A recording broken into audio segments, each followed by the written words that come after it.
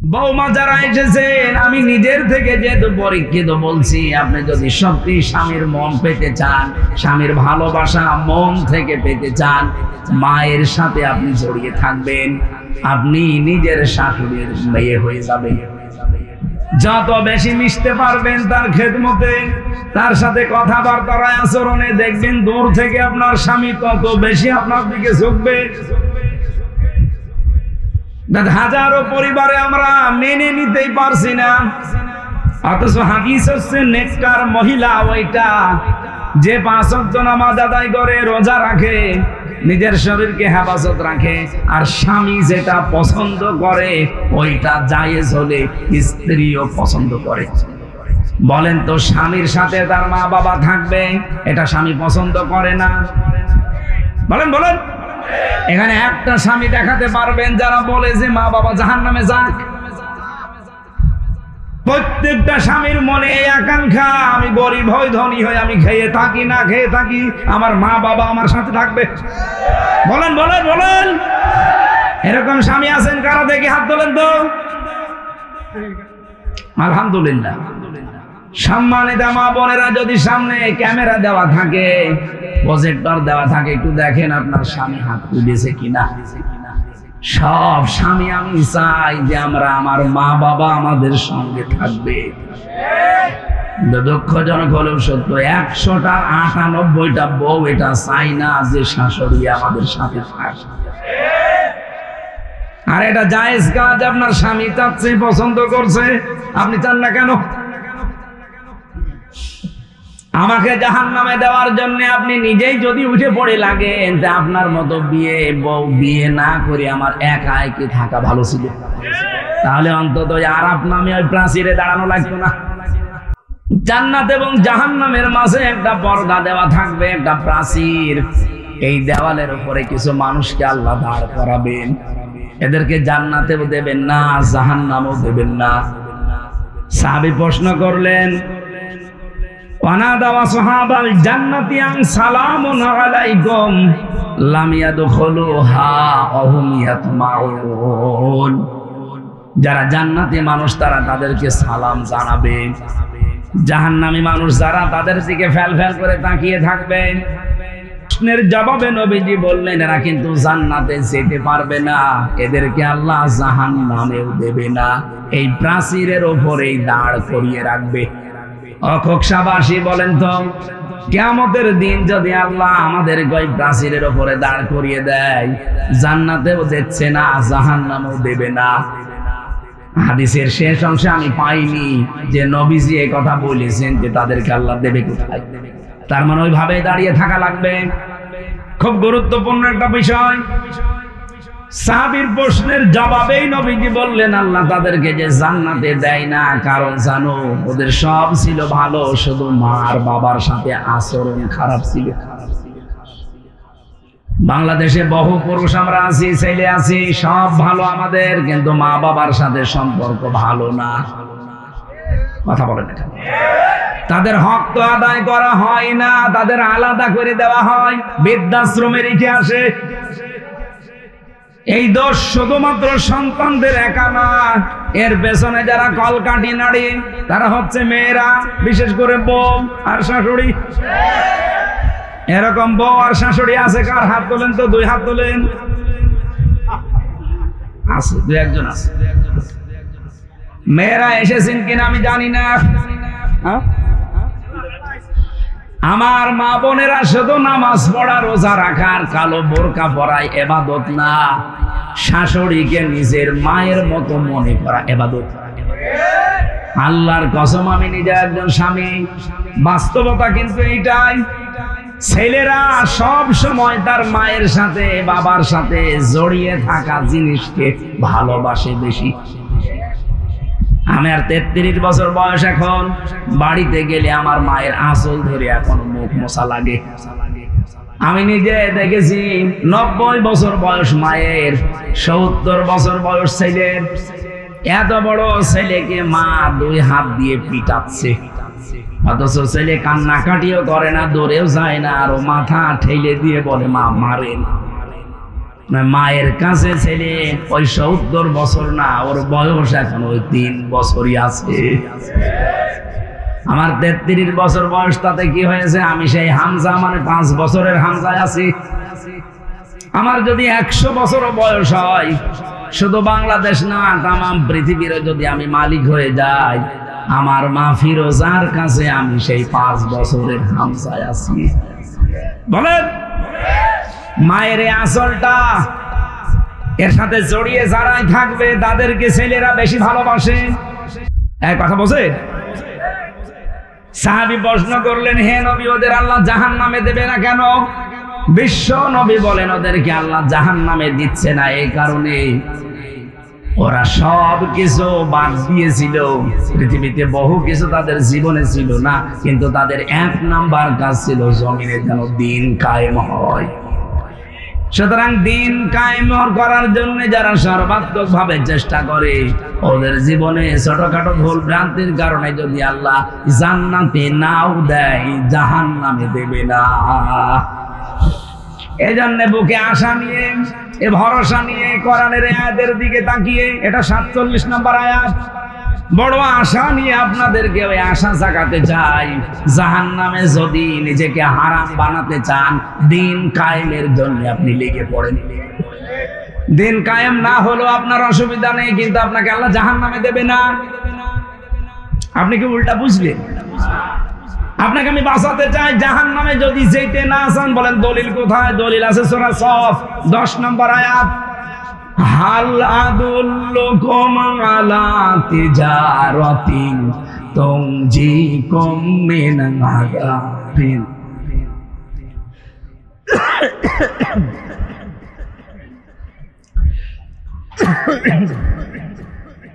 ভালো, এটা ভালো।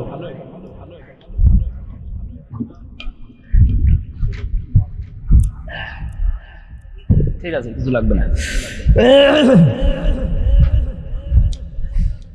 মানে এই যে গদি দেওয়ার পরেও পেছনে ব্যথা করে, ওরা এমন পিটানো পিটিয়েছিল রিমান্ডে, শক্ত জায়গায় তো বসতেই পারি না। গদি দিয়ে এই যে ১০-১৫ মিনিট পরে উঠা লাগে। এই জায়গা তো শুধু ম্যাডামকে ছাড়া কাউকে দেখানো যায়, এমন একটা জায়গা।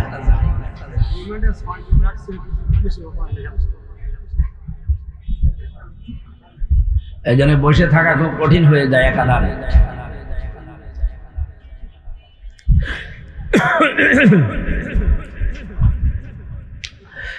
কুষ্টিয়াবাসী একটু খেয়াল করে শোনেন, আপনাকে আমি জাহান্নামে যেতে দিতে চাই না, এই আয়াত তার প্রমাণ। এমন একটা ব্যবসার কথা কি দালালাত করব, ইঙ্গিত দেব, বলে দেব, যেটা করলে জাহান্নামের জ্বলন্ত আগুনে যন্ত্রণাদায়ক শাস্তি পাওয়া লাগবে না। তুমিনুনা বিল্লাহি ওয়া রাসূলিহি ওয়া তুজাহিদুনা ফি সাবিলিল্লাহ বিআমওয়ালিকুম ওয়া আনফুসিকুম যালিকুম খায়রুল লাকুম ইন কুনতুম তা'লামুন। আল্লাহ রাসূলের উপরে ঈমান আনার পরে জান আর মাল যা আছে দুনিয়ায় জীবিত থাকতে সর্বাত্মক ভাবে চেষ্টা চালাবেন তার দিন যেন কায়েম হয়।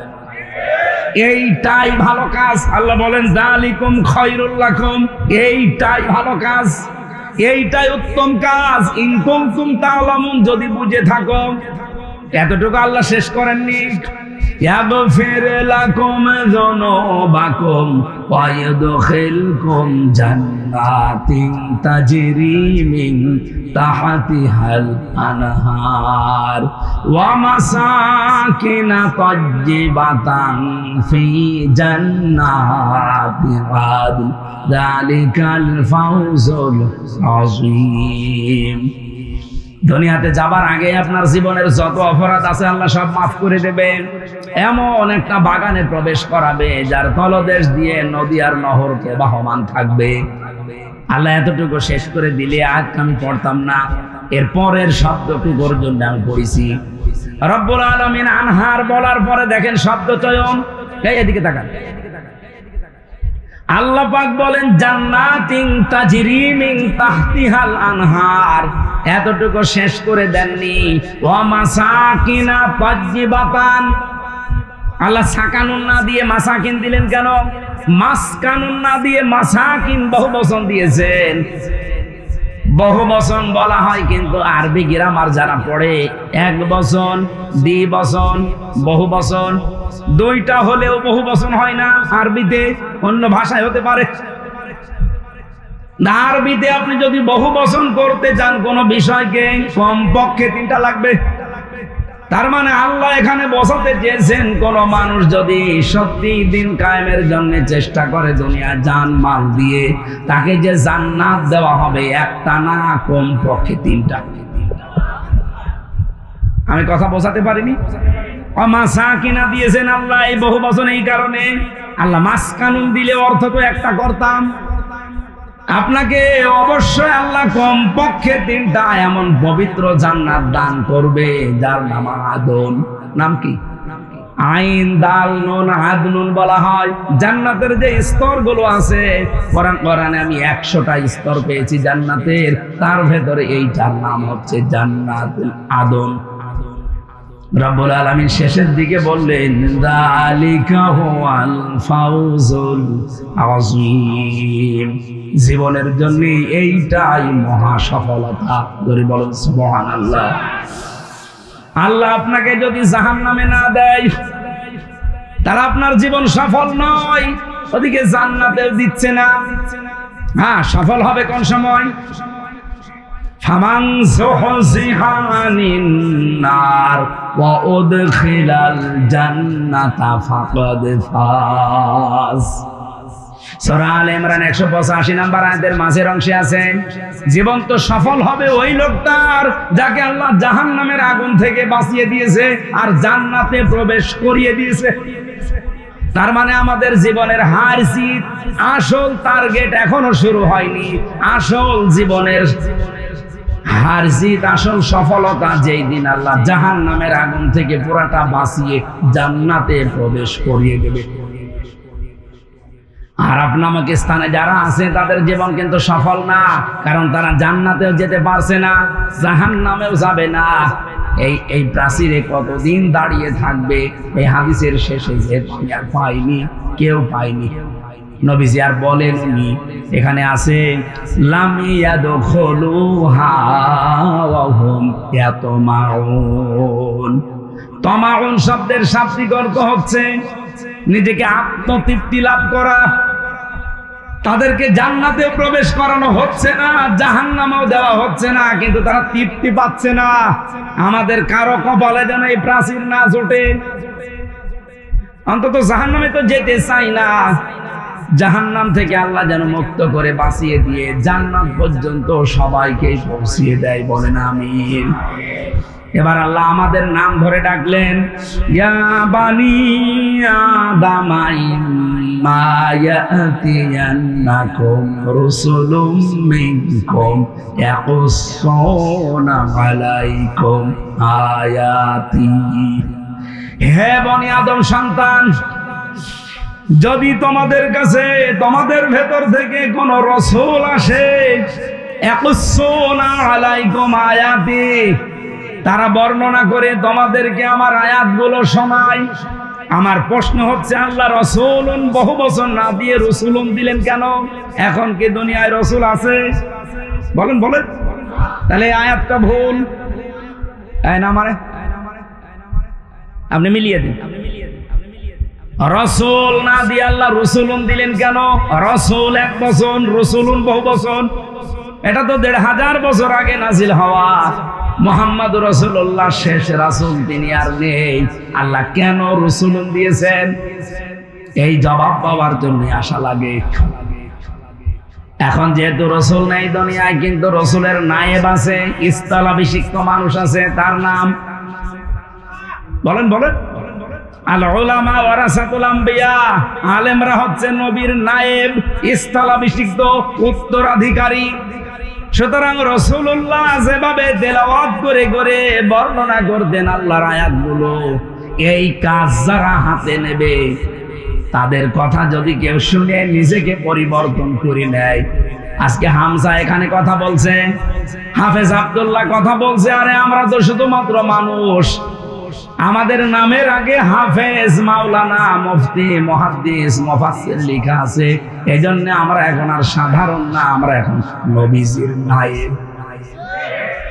নবীজি থাকলে যেই কাজ করতো কোরআন দিয়ে, আমরা যদি ওই কাজ ওইভাবে করতে পারি, তাহলে মানুষের দায়িত্ব কি হবে? ফামানিত্তাকা, যে ব্যক্তি এই কাজগুলো শোনার পরে নিজেকে সংবরণ করবে, নিজেকে বাঁচিয়ে রাখবে। তাকওয়া শব্দের শাব্দিক অর্থ বাঁচিয়ে রাখা। নিজেকে বাঁচিয়ে রাখবে কিসের থেকে? আল্লাহর অবাধ্যতা থেকে। ওয়াসলাহা, নিজেকে সংশোধন করে নেবে। এই সংশোধনের ব্যাখ্যায় হয়তো মোর্শেদ ভাই বলতে চাচ্ছিলেন, সময় পাননি, পড়াটা বলতে পারেননি। আমরা এবারে ব্যাখ্যায় যাচ্ছি। আপনি নিজেকে সংশোধন করার নিয়ত নিয়ে আজকে এখানে বসা লাগবে। এতদিন আমার জীবনে যাই হয়েছে, ভুলে হোক জেনে হোক হয়ে গেছে, এখন আমার জীবন কি আমি বুঝে ফেলেছি। আমার জীবনটা কিচ্ছু না, চোখ বন্ধ হয়ে গেলে আমার কোনো মূল্য আর নেই। সুতরাং এই মুহূর্তে আমি সিদ্ধান্ত নেব যে আমি সংশোধন হয়ে যাব, আমি ইসলাহ হব। আল্লাহ পাক বলেন, এই দুইটা গুণ যদি আমার রাসূলদের কথা, আলেমদের কথা মতো শুনে নিজেকে পরিবর্তন করে নিতে পারো, ফালা খাউফুন আলাইহিম ওয়ালা হুম ইয়াহজানুন, কোনো ভয় নেই তোমাদের জন্য, কোনো চিন্তা নেই। বলেন সুবহানাল্লাহ। পক্ষান্তরে সিস্টেম অপর পৃষ্ঠায় দেখুন, ওয়াল্লাযীনা কাযযাবু বিআয়াতিনা, যারা আল্লাহর এই আয়াতগুলো শোনার পরে মিথ্যা প্রতিপন্ন করবে, মিথ্যা মনে হবে তাদের কাছে, না এরকম কথা বলেই থাকে। ও আব্দুল্লাহ 50 বছর এরকম কথা বলছে। ওয়াস্তাকবারু আনহা, কোরআনের ব্যাখ্যা শোনার পরে যে মানুষগুলো অহংকার করে তার থেকে মুখ ফিরিয়ে চলে যাবে, উলাইকা আসহাবুন নার, এরাই জাহান্নামের অধিবাসী। হুম ফিহা খালিদুন, চিরদিন এই অহংকারের কারণে জাহান্নামে থাকবে। এরকম অহংকারী মানুষ বাংলাদেশে নেই। হাতে পায়ে ধরতে শুধু বাকি আছে, তাছাড়া আর বাকি আছে কি বলেন? এত করে বিভিন্ন কায়দা কৌশল করে উদাহরণ দিয়ে দিয়ে বোঝানো হয়, এরপরে ওই কুকুরের লেজের মতো যা ছিল তাই। সুলাইমান নবী একবার জিনদেরকে বলেছিলেন যে একটা মসজিদ বানাও। মসজিদ ওরা ঝকমক করে বানিয়েছে, বিউটিফাই করে বানিয়ে আবার ভাঙ্গা আরম্ভ করেছে। সুলাইমান নবী এসে বলছে, মসজিদ কই? বলছে, বানিয়েছিলাম, আবার ভেঙে ফেললাম। কেন? আপনি তো বলেননি যে মসজিদ করার পরে কি করা লাগবে। মসজিদ বানানোর পরে চিন্তা করলাম কাজ তো নেই, কি করি, ভেঙে ফেলি। সুলাইমান নবী বলে, ঠিক আছে একটা কাজ দেই, মসজিদ বানানো শেষ করো, আর এরপরে একটা কুকুরের লেজ সোজা করো, আমি যতদিন না আসি। মসজিদ বানানো হয়ে গেছে, একটা কুকুর নিয়ে এসে লেজ টানে, সোজা হয়, ছেড়ে দেয়, কাছে যায়। কি গো, এভাবে হবে না, তেল নিয়ে আয়, মোবাইল নিয়ে আয়, তেল মোবাইল নিয়ে টানে, লম্বা হয়, ছেড়ে দেয়, কাছে যায়। এ কি কুকুর না কলেরা? এভাবে হবে না, বাঁশ নিয়ে আয়, জায়গা মতো বাঁশ দে, টাইট করে বেঁধে রাখ। 7 দিন একাধারে বাঁশ দিয়ে বেঁধে রেখেছে, ওর লেজ যেই খুলে দিয়েছে আবার যাচ্ছে তাই। সুলাইমান নবী এসে দেখছে ওরা টানাটানিতে ব্যস্ত। কি গো, কি হুজুর, কুকুর এত টানি লম্বা হয়, মনে হয় যে হ্যাঁ ভালো হয়ে গেছে, যেই ছেড়ে দেই আবার কাছে যায়। আমার তো মনে হচ্ছে 54 বছরে দেশের দায়িত্বে যারা ছিল অধিকাংশ চরিত্র এই কুকুরের লেজের মতো। বহু কায়দায় আমরা তাদেরকে কাটকত দিয়েছি, টানাটানি করেছি, মানববন্ধন করে, সংবাদ সম্মেলন করে, কত মিছিল মিটিং করে, কত রকমের কত কথা বলে বলেছি ভাই থামেন না, মনে হয় যে ভালো হয়ে গেল, যেই ছেড়ে দেয় আমার কাছে দেয়। কি বলি বোঝেন তো নাকি? আন্দাজে অনেক মানুষ তো হাসতেছেন। আমাদের বহু মানুষের চরিত্র এখন হয়ে গেছে কুকুরের এই লেজের মতো। না, আমরা এভাবে আর থাকতে চাই না। যারা অহংকার করে মুখ ফিরিয়ে চলে যাবেন, আল্লাহর কসম আপনি জাহান্নামী, এ ফতোয়া আমার আল্লাহ নিজে দিয়েছেন। এরপরের অংশটা আর একটু কঠিন। ফামানা যালামু মিম্মান ইফতারা আলাল্লাহি কাযিবান আও কাযযাবা বিআয়াতি। রব্বুল আলামিন বলেন, বহু মানুষ এই দুনিয়ায় এমন আছে তারা আমি আল্লাহর কাছে সব চাইতে বড় জালেম। আল্লাহ কিন্তু ইসমে তাফজিল দিয়েছেন, ছোট জালেম না বড় জালেম। আল্লাহর দৃষ্টিতে সব চাইতে বড় জালেম ওই লোকটা যে আল্লাহ সম্পর্কে আন্দাজে মিথ্যা কথা বলে। আর এটা সব চাইতে বেশি বাংলাদেশে। আমি নিচে নামতে পারলাম না, দুঃখিত।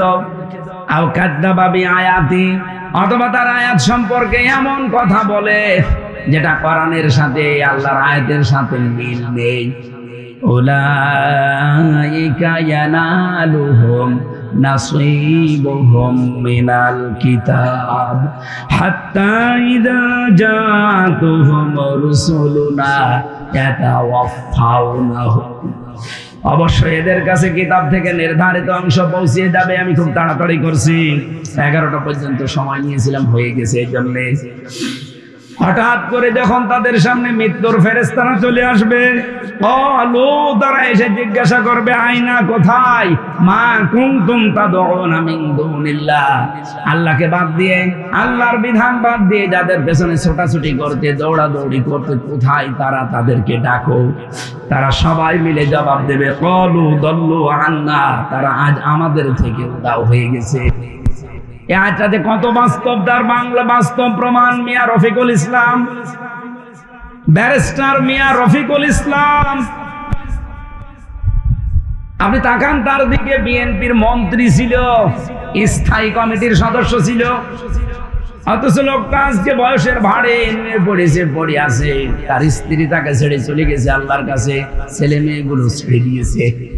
তার কাছে দলীয় একটা লোকও যায় না, দেখাও করে না। কাজের মহিলা নিয়ে পড়ে আছে বছরের পর বছর হাসপাতালে। আল্লাহ বলেন, ক্বালু দাল্লু আন্না, মরণের সময় যখন এসে ফেরেশতারা তাদেরকে আঁকড়িয়ে ধরবে, এই সময় বলবে, কই তারা যাদেরকে আল্লাহর বিধানের উপরে, তোমার আল্লাহর বিধানের উপরে যাদেরকে উপরে তুলে দিতে, আল্লাহকে বাদ দিয়ে অন্য যাদের পেছনে ছোটাছুটি করতে, কোথায় তারা?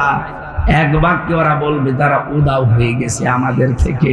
ওয়াশাহিদু আলা আনফুসিহিম আন্নাহুম কানু কাফিরিন, নিজেদের প্রতি জুলুম করেছি এই কথা তারা ওই সময় স্বীকার করবে আর বলবে, অবশ্যই আমরা কাফের ছিলাম।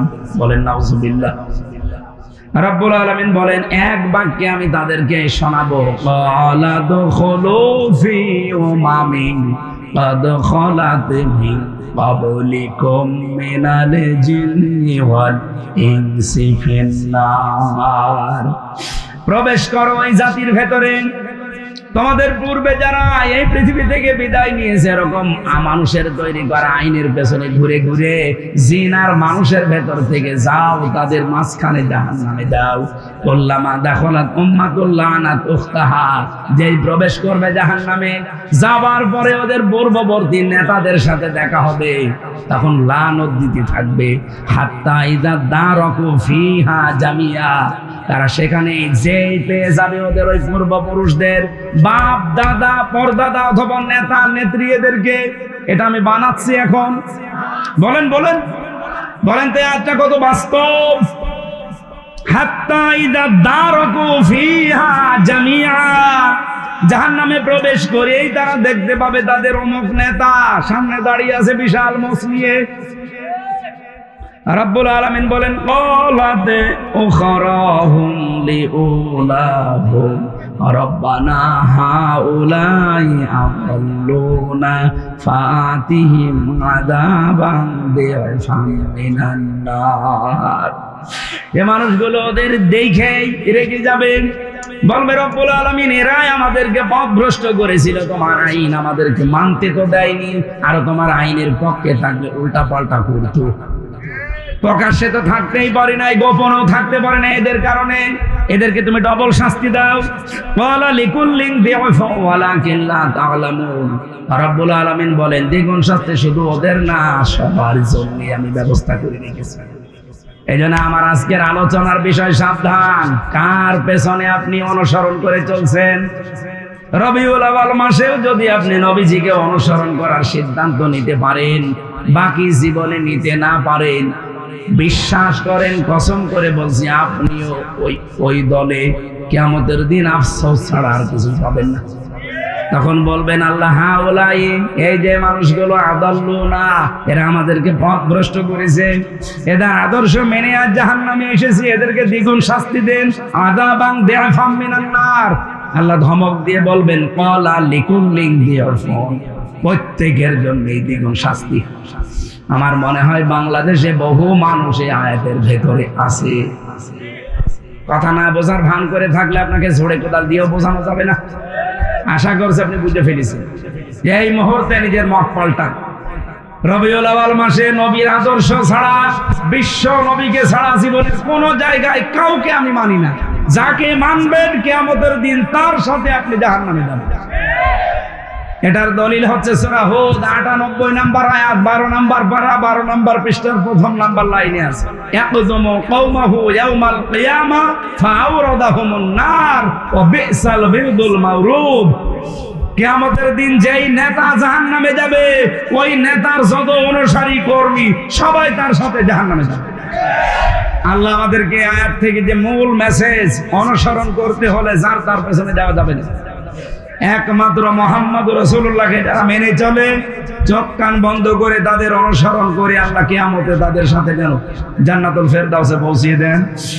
কোরআনে কারীম জানিয়েছে লাইন শাকারতুম লা আযীদান্নাকুম ওয়া লাইন কাফারতুম ইন্না আযাবি লাশাদীদ। জন্মের পর থেকে আয়াত শুনছি, পড়ছি, কোনদিন ভেবেছেন এই আয়াতটা নিয়ে?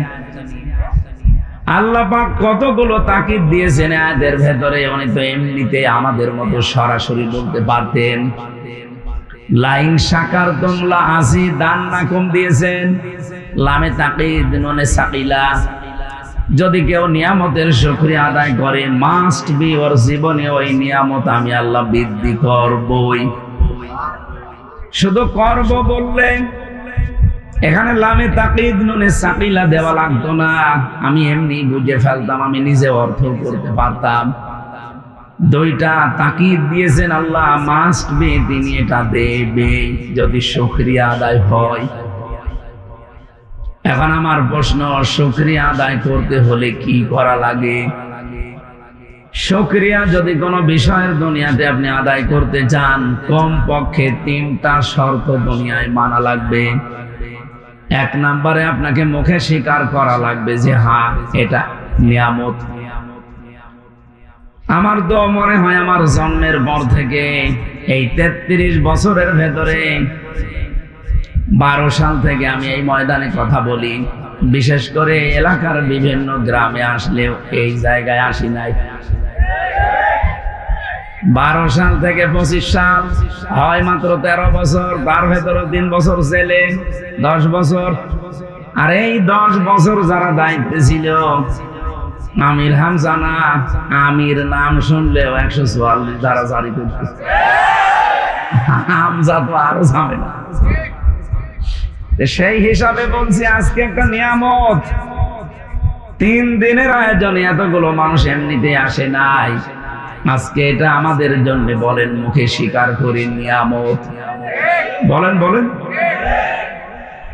২ নম্বরে শুধু স্বীকার করলে হবে না, আপনার অন্তরের ভেতরে একটা আনন্দ লাগবে। এই আনন্দের চিহ্ন কি? কোরআনে কারীম জানিয়েছে ইন্নামাল মুমিনুনা আল্লাযীনা ইযা যুকিরাল্লাহু ওয়াজিলাত কুলুবুহুম। অবশ্যই আল্লাহর দৃষ্টিতে ঈমান আছে তাদের ভেতরে। আবার বলছি, অবশ্যই আল্লাহর দৃষ্টিতে ঈমান আছে তাদের ভেতরে। তারাই শুধু আল্লাহর দৃষ্টিতে ঈমানদার বলে দাবি করতে পারে। আমি কেন রিপিট করলাম? এই যে শব্দটা আল্লাহ আরম্ভ করেছেন ইন্না দিয়ে বলতে পারতেন ইন্নাল মুমিনুনা আল্লাযীনা ইযা যুকিরাল্লাহ, মাঝখানে মা লাগিয়েছেন কেন? যারা আরবি গ্রামার বোঝে, আমি যতটুকু বুঝেছি, মা শব্দ যদি ইন্নার পরে ব্যবহার করা হয় তাহলে বাংলা অর্থ দাঁড়ায় কেবলমাত্র, শুধুমাত্র, একমাত্র, এই জন্যে, এরকম অর্থ আছে। আপনি দেখেন আরবি গ্রামার খুলে প্রায় 12-13টা অর্থ পাবেন, সব এইরকম। আল্লাহর দৃষ্টিতে একমাত্র, কেবলমাত্র, শুধুমাত্র ঈমানদার তারা, ওয়াজিলাত কুলুবুহুম ইযা যুকিরাল্লাহু ওয়াজিলাত কুলুবুহুম, যখন আল্লাহর নাম তাদের সামনে উচ্চারণ করা হয় ওই মানুষগুলোর অন্তরাত্মা কেঁপে ওঠে। এখানে ওয়াজিলাত কুলুবুহুম এই শব্দের ব্যাখ্যায় তাফসিরে ফি জিলালিল কোরআন সাইয়্যিদ কুতুব রাহমাতুল্লাহ আলাইহি বলেন, আপনার অন্তর যে কেঁপে ওঠে এর চিহ্ন কি? এই আওয়াজ করা যাবে? আপনার অন্তর কেঁপে ওঠে এর চিহ্ন কি? রব্বুল আলামিন বলেন, ওয়াইদা সামিউ মা উনজিলা ইলার রাসূলি তারা আয়ুনাহুম তাফিদু মিনাদ দামি মিম্মা আরাফু মিনাল হক, ইলা আখির আয়াত। সূরা মায়েদার ভেতরে এসেছে, 7 নাম্বার পারার 1 নাম্বার পৃষ্ঠায় আছে। নবী আপনি যখন কোরআনে কারীম শোনাবেন, আপনার উপরে যেটা নাজিল হয়েছে এটা যখন মানুষ শুনবে, যারা উপলব্ধি করতে পারে, যারা বুঝতে পারে, আপনি দেখবেন মনের অজান্তে তাদের চোখ দিয়ে পানি পড়ছে। কোরআনের আলোচনায় সবার চোখে পানি আসবে না, এটাকে আপনাকে বোঝার মতো যোগ্যতা থাকা লাগবে। আপনি যখন অনুধাবন করবেন যে কি বলতে চায় আর আমি কি করি, মনের ভেতরে যখন একটা উতাল পাতাল শুরু হবে, আপনি মনের অজান্তে কখন কাঁদতেছেন নিজেও টের পাবেন না। আপনার এই দৃশ্য যদি তৈরি হয় তাহলে কিছু চিহ্ন আপনাকে এখনই দেখা যাবে ভেতরে। 1 নম্বরে শরীরের পশমগুলো দেখবেন খাড়া হয়ে গেছে, দেখেন তো আপনার দিকে তাকিয়ে। যদি মনে হয় যে হ্যাঁ পশমগুলো সব খাড়া হয়ে গেছে, 2 নম্বরে বাম স্তনের 2 আঙ্গুল নিচে একটা গোস্তের টুকরা আছে, এখানে কাপ ধরবে। 3 নম্বরে আপনার মনের ভেতরে একটা অনির্বচন শোক আপনি অনুভব করবেন, এটা টাকা দিয়ে কিনতে পাওয়া যায় না। এই বিষয়গুলো যখন আপনার 3.5 হাত বডির ভেতরে আপনি পাবেন, আপনি মনে করবেন মাস্ক দিয়ে আপনি অন্তরে শান্তি পাচ্ছেন। তাহলে নিয়ামতের শুকরিয়া আদায়ের শর্ত কয়টা বললাম? 3টা। বলেন বলেন। 1 নম্বরে মুখে স্বীকার করা না, এরকম ছাত্র এখনই বুঝে যাচ্ছে। মুখে স্বীকার করা লাগবে যে হ্যাঁ সমস্পরে আজকের এটা নিয়ামত। বলেন বলেন। 2 নম্বরে আপনার মনের ভেতরে একটা অনির্বচন শোক আপনি অনুভব করবেন, যেটা অল্প আমি পাচ্ছি। এটা সবাই পাবে না, পাবে কারা? কোরআনে কারীম জানিয়েছে, আল্লাহু ইয়াজতাবি ইলাইহি মাইয়াশা ওয়া ইয়াহদি ইলাইহি মাই ইউনিব। ইউনিব না উনিব? ইউনিব, ইয়ার উপরে পেশ আছে। আল্লাহ রাব্বুল আলামিন সূরা আশ-শুরার 13 নম্বর আয়াতের শেষের অংশে এটা জানিয়েছেন, আমি কাদেরকে দিয়ে এই আনন্দটা উপভোগ করাবো জানো? আল্লাহু ইয়াজতাবি ইলাইহি মাইয়াশা, যাকে আমি আল্লাহ আমার দ্বীনের জন্য নির্বাচিত করি। ইয়াজতাবি শব্দের শাব্দিক অর্থ হচ্ছে নির্বাচিত করা, পছন্দ করা, মনোনীত করা, সিলেক্টেড করা। আমার প্রশ্ন হচ্ছে, পৃথিবীতে এই যে সিস্টেমটা আল্লাহ দিলেন, ইয়াজতাবি, এজতেবা মানে মনোনীত করা, নির্বাচিত করা। এই নির্বাচিত করা হয় যে পদ্ধতিতে, ওই পদ্ধতির নাম নির্বাচন। নির্বাচন ছাড়া যদি কেউ নিজে নিজেই নির্বাচিত হয়ে বলে আমিও, এতদিন যেটা ছিল এটাকে আগামীতে আবার চলতে দেবেন? কোরআনের বিরুদ্ধে চলে যাচ্ছে না? আজাহিদু ফিল্লাহি হাক্কা জিহাদি হুয়াজতাবাকুম, তিনি তোমাদেরকে নির্বাচিত করেছেন। শুধুমাত্র হুয়াজতাবাকুম পর্যন্ত আল্লাহ আয়াত সেট করে দেননি, শেষ না। ওমা জাআলা আলাইকুম ফিদ্দীনি মিন হারাজ, আল্লাহ যাদেরকে নির্বাচিত করেন, মনোনীত করেন, পছন্দ করেন, সিলেক্ট করেন, এই মানুষগুলো যদি সত্যি আল্লাহর নির্বাচিত হয়ে যায়, এরা দিনের উপরে চলতে গিয়ে যত বাধা বিপত্তি আসবে, এই বাধা বিপত্তি আল্লাহ নিজের পক্ষ থেকে সব সরিয়ে দেবে। এখানে হুয়ার ফাইল সরাসরি আমার আল্লাহ নিজে, এখানে কর্তা দুনিয়ার কেউ না। সুতরাং এটা রেকর্ড হচ্ছে সারা বাংলাদেশে। আর যারা দিনের জন্য মনোনীত, যাদের জীবন মান প্রাণ সব তারা উৎসর্গ অলরেডি করে দিয়েছে, যারা এই কথা বলে ময়দানে নেমেছে, বলে ইন্না সলাতি ওয়া নুসুকি ওয়া মাহইয়ায়া ওয়া মামাতি লিল্লাহি রাব্বিল আলামিন, যারা এই কথা বলে মাঠে নেমে পড়েছে। আর নেমে পড়ে কখন? আপনি আমি তো নামতে পারি না, আমাদের পেছনে বিভিন্ন রকমের ঝামেলা লেগেই থাকে, অথচ আমার মতো মানুষে কিন্তু দিন কায়েমের জন্য অলরেডি সব নেমে পড়েছে। যত বাধা বিপত্তি আসুক, যত রকমের উল্টা পাল্টা গালি গালাজ কথাবার্তারা মিথ্যা তহমত তাদের উপরে দেওয়া হোক, এই মানুষগুলোকে কিন্তু ফেরানো যায় না। বলেন, ইউজাহিদুনা ফি সাবিলিল্লাহি ওয়া লা ইয়াখাফুনা লাওমাতা লাইম, কোন তিরস্কারকে তারা পাত্তা দেয় না। এটা আমি এই শব্দটা বোঝাতে এতক্ষণ পর্যন্ত পেছাচ্ছি। আল্লাহ পাক যাকে নির্বাচিত করেন তার দ্বীনের জন্য, মাস্ট বি এই লোকটা বিপদে পড়লে ওমা জাআলা আলাইকুম ফিদ্দীনি মিন হারাজ, জাআলার ফাইল সরাসরি আল্লাহ নিজে, এখানে কর্তা অন্য কেউ না। আল্লাহর কসম, কোরআনের উপর আমার 100% বিশ্বাস আছে। এই পৃথিবীতে সত্যি কোরআনের জন্য, দ্বীনের জন্য আল্লাহ পাক যাকে নির্বাচিত করেছেন, পছন্দ করেছেন, এরা যদি দ্বীনের উপরে চলতে গিয়ে কোনো মুসিবতে পড়ে, ওয়াহদি ইলাইহি মাইয়ুনিব, যে ব্যক্তি আল্লাহর দিকে মন থেকে ফিরে আসতে চায় তাকে আল্লাহ এই কাজ করার সুযোগ দেয়। সুতরাং এই দেশে যারা দিন কায়েমের জন্য মন থেকে চেষ্টা চালাচ্ছে, এরা বিপদে পড়লে, মুসিবতে পড়লে, ষড়যন্ত্রে পড়লে সরাসরি রক্ষা করবে কে? আপনি যতই চেষ্টা করেন জীবনও আপনার মিশন সফল হবে না। আপনি ষড়যন্ত্র করবেন হয়তো 5 দিক থেকে। আল্লাহ পাক বলেন ওয়ামাকারু ওয়ামাকারাল্লাহু আল্লাহু খায়রুল মাকিরিন, ওরা ষড়যন্ত্র করে, আমি আল্লাহ কৌশল করি, আমি আল্লাহ সর্বোত্তম কৌশলী।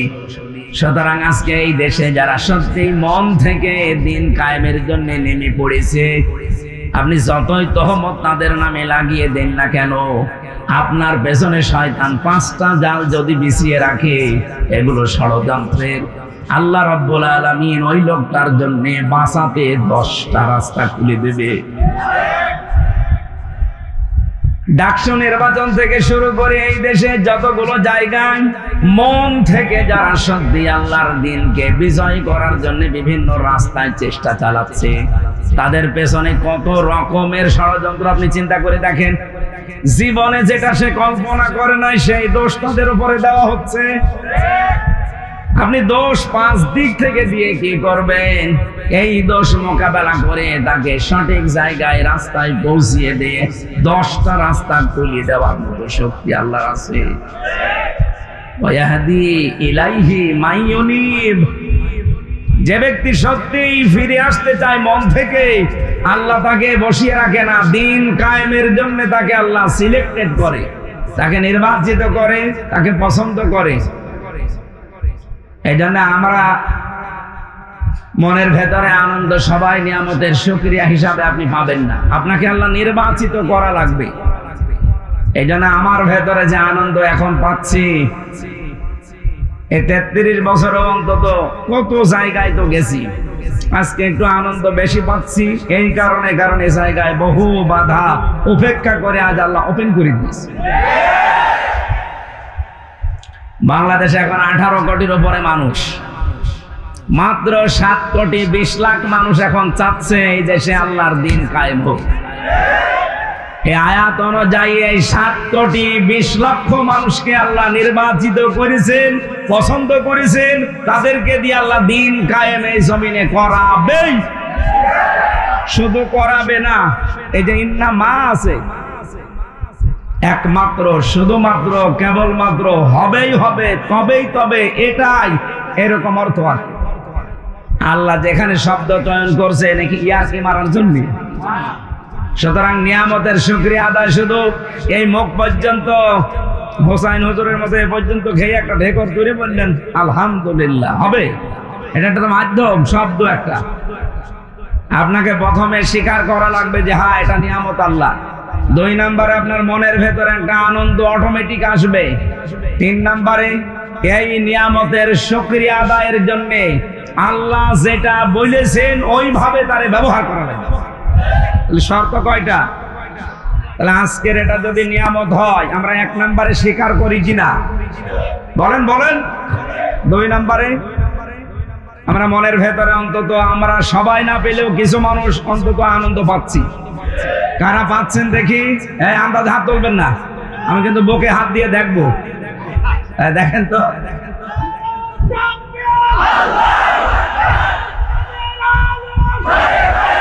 হ্যাঁ ঠিক আছে।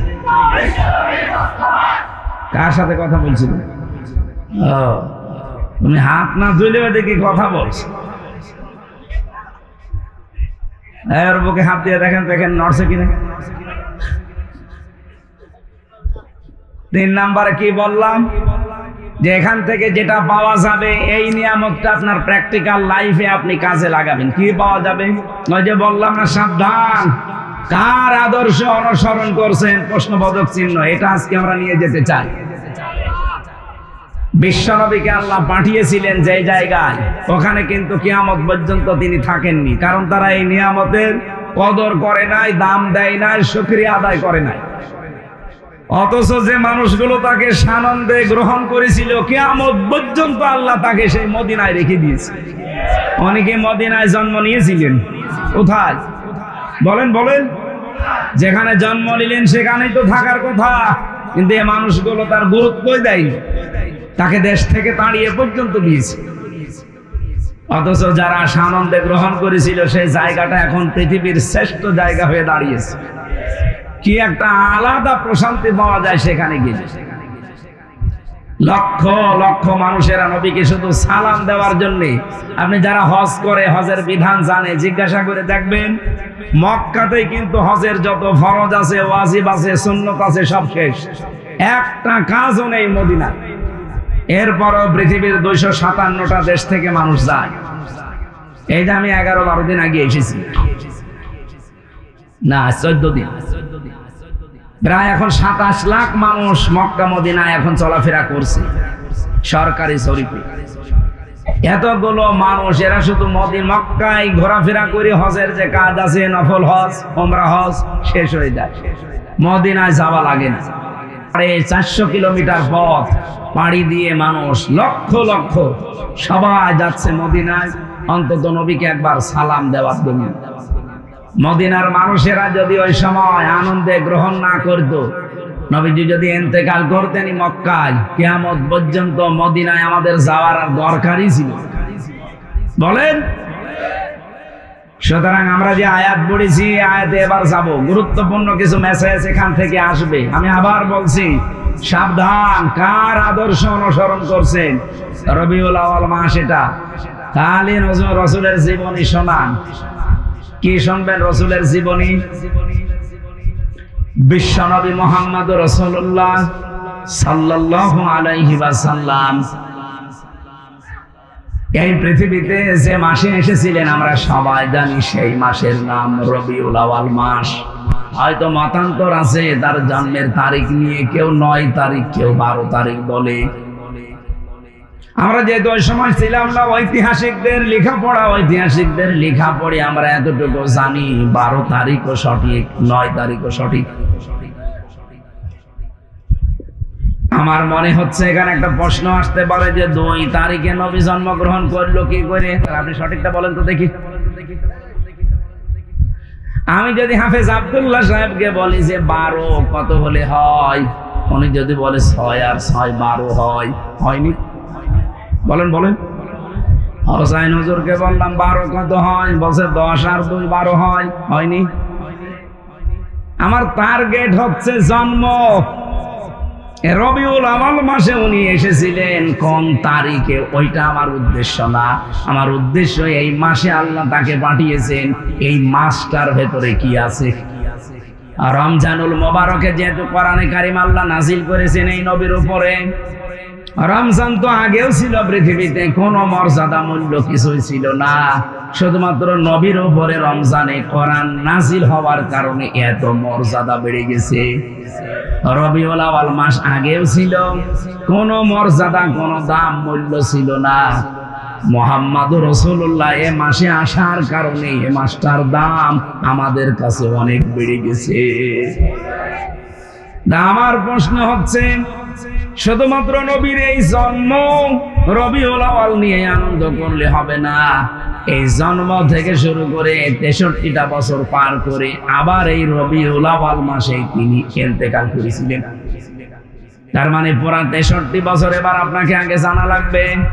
শুধু জন্মের ইতিহাস পড়েই যদি আপনি শেষ করে দেন, ওইটার আরবি নাম হবে মিলাদুন, যেটাকে আমরা মিলাদ বলে জানি। রবিউল আউয়াল মাস যেহেতু এখন এসেছে, অনেকে বিভিন্ন ভাবে পালন করছে। এই যে চট্টগ্রামের চনতি ময়দানে 19 দিন ব্যাপী একাধারে নবীর এই জীবনী আলোচনা হবে। সেখানে এক এক দিন এক একজনকে দিয়েছে, 19 দিন একাধারে তারা আয়োজনে সম্পৃক্ত। আমারে 18তম দিনে দিয়েছে নবীজির বৈপ্লবিক জীবন। নবীজির বিপ্লব বলে একটা জীবন ছিল, ওই জীবনে কি কি করেছিলেন ওইটা আমারে বলা লাগবে ওই দিন।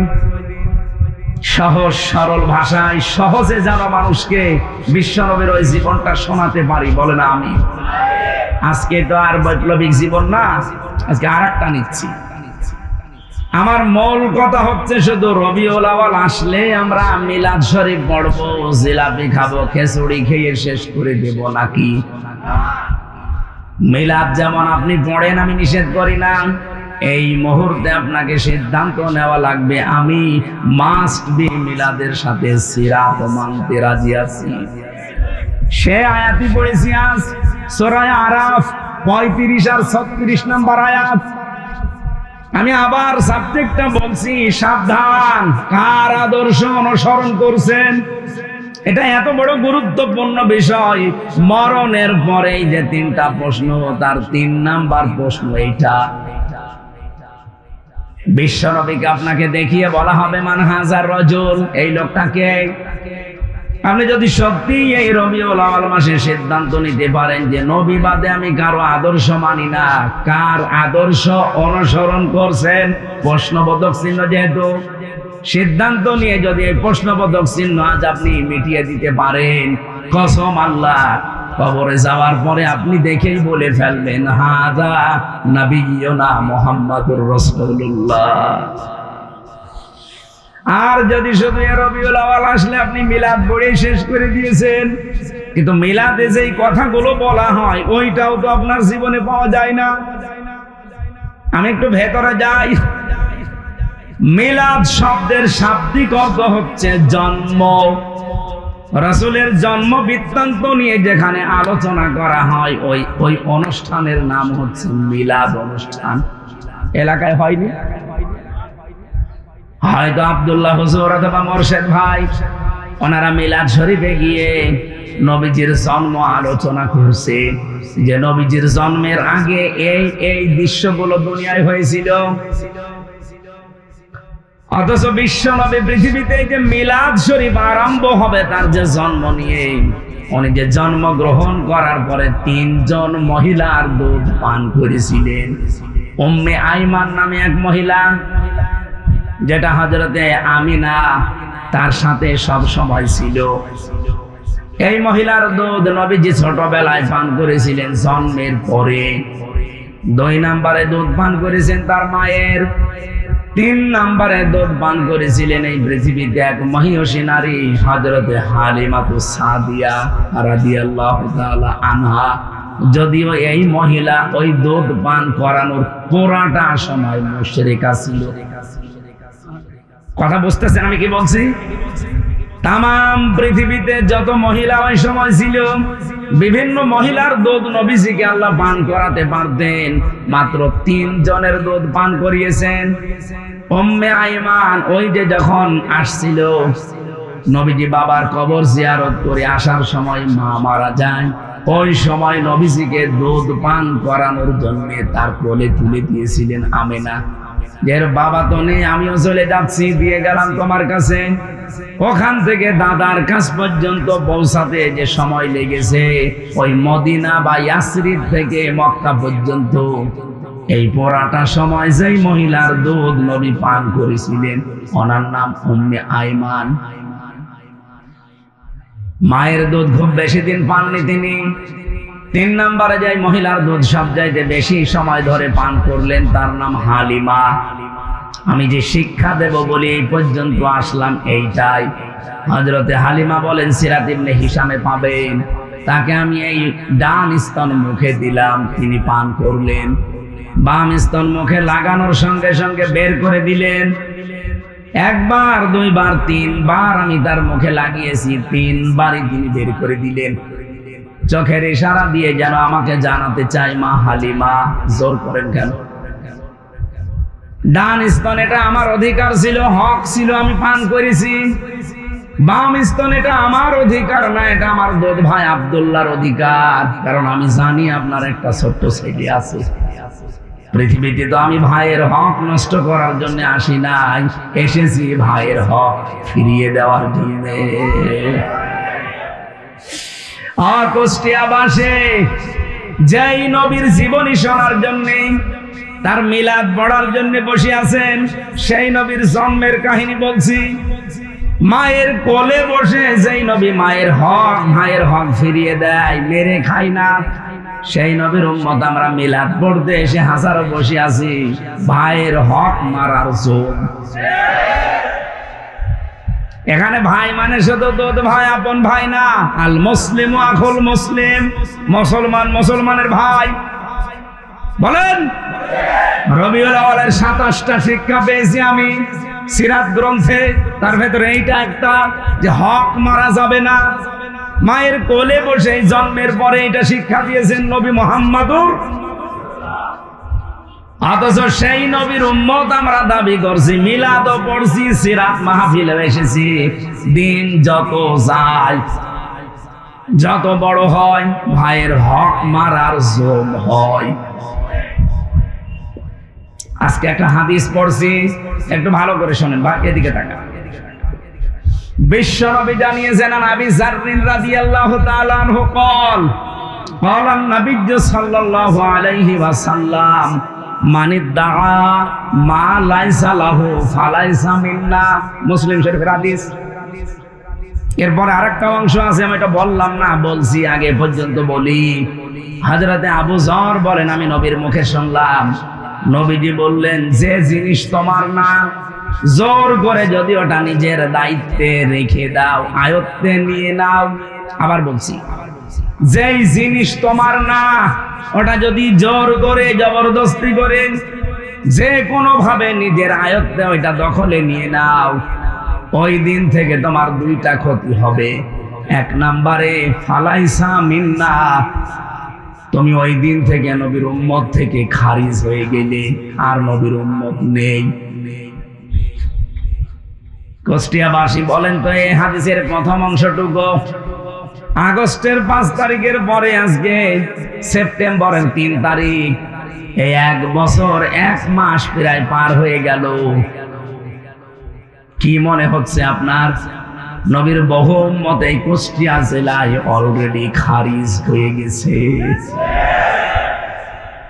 অন্যের জিনিস যারা চাঁদাবাজি করে, আমি বাকিটা আর বললাম না,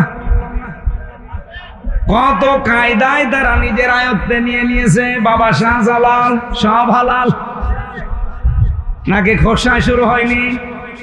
বলেন। হ্যাঁ, আপনি এ পর্যন্ত শুনে আন্দাজে লাফাবেন না। এরপরে আমি একটা ব্যাখ্যায় যাচ্ছি।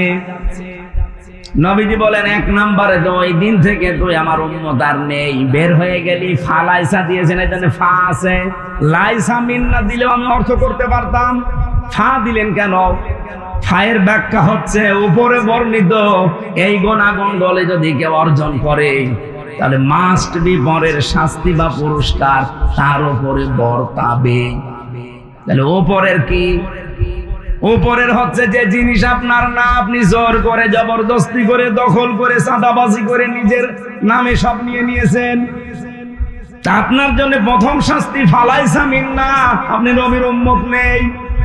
2 নম্বরে ওয়ালিয়াতাবাওয়া মাকআদাহু মিনান নার, আপনি যেন জাহান্নামে অলরেডি একটা স্থান তৈরি করে বরাদ্দ করে রেখে দিলেন। আমার তো হাদিস পড়ার পরে মনে হয় বাংলাদেশে বহু মানুষের স্থান এখন জাহান্নামে বরাদ্দ হয়ে গেছে।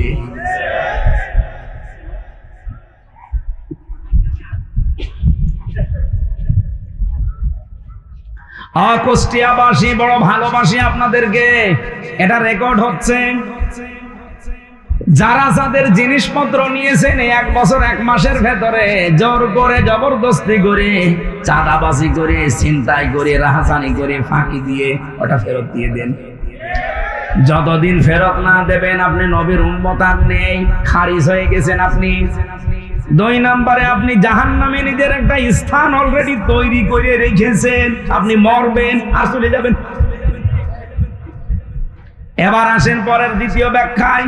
এ পর্যন্ত বুঝেছেন কিনা বলেন? হ্যাঁ, এখানে আওয়াজ হচ্ছে কেন ভাই? এই কথা বলে দেন। দ্বিতীয় ব্যাখ্যাটা শুনলে হয়তো অনেকের আনন্দ লাগতে পারে, আমি আনন্দ পাই। শোনেন, যেই জিনিস আপনার ছিল ওইটা হাতছাড়া করে ফেলেছিলেন, হারিয়ে ফেলেছিলেন, বেদখল হয়ে গিয়েছিল, এখন আপনার কাছে ওটা আবার ফেরত এসেছে, তাহলে আপনি ওই হাদিসের যে শাস্তি তার আওতা মুক্ত থাকবেন। কি বললাম? বলেন। এই গল্প করে কি? যে জিনিস আপনার ছিল কিন্তু ওটা দখল হয়ে গিয়েছিল, যেভাবেই হোক অন্য কেউ নিয়েছিল, ওটা আপনি আবার ফেরত পেয়েছেন, তাহলে হাদিসের যে শাস্তি ওই শাস্তির আওতা মুক্ত থাকবেন। আজ বাংলাদেশে কথা উঠেছে যে ইসলামী ব্যাংকও দখল হয়ে গেছে, ছিনতাই হয়ে গেছে, এরকম ডাহা মিথ্যা কথা আপনি বলেন কি করে?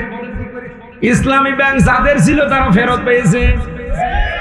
ইসলামী ব্যাংক আপনার বাবার, মাথার ঘাম পায়ে ফেলে এই মানুষগুলো রক্ত পানি করে এই ব্যাংকটা বানিয়েছিল। এই জালেমরা এতদিন এইটা জোর জবরদস্তি করে দখল করে রেখেছিল, ওরা আবার ফেরত পেয়েছে। আপনি বলেন এর ভেতরে কোনো ফাঁক ফোকর আছে? যারটা সে ফেরত পেয়েছে, কিন্তু আপনি কার্ডটা নিলেন। কুষ্টিয়ার গোবরহাটে খাজানা করে 100 কোটি টাকার উপরে চাঁদাবাজি হয়েছে, এগুলো তো সবই তার বাবার টাকা। 15 বছরে তার যদি 5 কোটি টাকার ক্ষতি হয়ে থাকে, আপনি আরো 95 কোটি টাকা অলরেডি তুলে ফেলেছেন। আপনি যদি 95 কোটি টাকা তুলতে পারেন, আমার তো 200 কোটি টাকা তোলার দরকার। আপনার চাইতে এই 15 বছরে আমি আরো বেশি নির্যাতিত ছিলাম। এক কথা বলছেন। সুতরাং আন্দাজে মিথ্যা তহমত লাগাবেন না। ইসলামী ব্যাংক ছিনতাই হয়নি, ডাকাতি হয়নি, চুরি হয়নি, যারটা সে ফেরত পেয়েছে, সুতরাং তাদের জন্য শাস্তি না। এই শামসপুর বাজারে কোনো দোকান যদি আপনার বেদখল হয়ে যায়, কেউ জোর করে জবরদস্তি করে ক্ষমতা দিয়ে কেড়ে নেয়, এখন আবার ওইটা আপনি ফেরত পেয়েছেন, আপনার গোনা হবে না, কিন্তু দোকানই আপনার না। কি বেশি বললাম? তাহলে খাপের খাপ মমতাজের বাপ মিলে যাচ্ছে। বহু মানুষ এই 1 বছর 1 মাসে জীবনে কোনোদিন চামড়া স্যান্ডেল পাই দেয়নি, আর এখন 2 তলা স্যান্ডেল পাই দিচ্ছে। বাকি ইতিহাস গুলো নাই বলি। তাহলে যে কথা বলেছিলাম, মিলাদ পড়তে এসেছেন আপনি রবিউল আউয়াল মাসে, মিলাদের তো প্রথম শিক্ষা এইটা নবী জন্মের পরেই দিলেন যে ভাইয়ের হক নষ্ট করার জন্য আমি আসি নাই, এসেছি ভাইয়ের হক ফিরিয়ে দেওয়ার জন্য।